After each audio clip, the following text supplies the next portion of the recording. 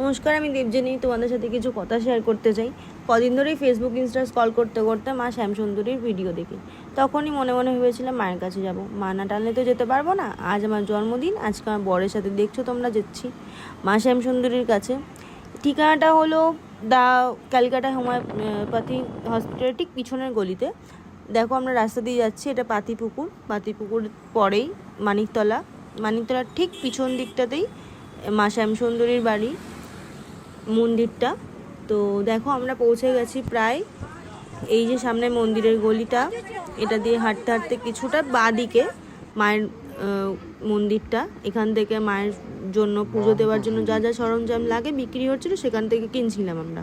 কিনতে এই গলি দিয়ে সোজা মায়ের কাছে পৌঁছে গেলাম। মাকে দেখে এতটা ভালো লাগছিল, তোমাদেরকে কি বলে বোঝাবো। আমি কিছু বলতে পারছিলাম না মায়ের কাছে কি চাইবো। আমরা চাইছিলাম আরতিটা দেখতে, আমরা যাওয়ার সঙ্গে সঙ্গে আমরা আরতিটা দেখতে পেয়েছি, আরও ভালো লেগেছে। তারপরে আমি পুষ্পাঞ্জলি দিয়েছিলাম মায়ের কাছে।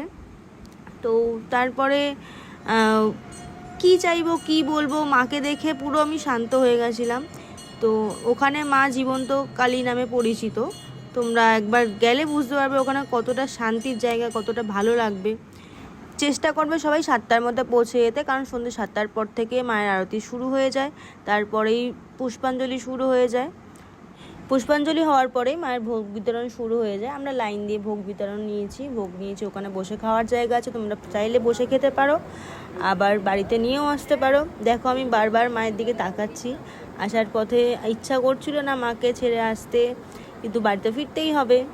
তার জন্য লাস্ট ভালোভাবে মাকে দেখছি।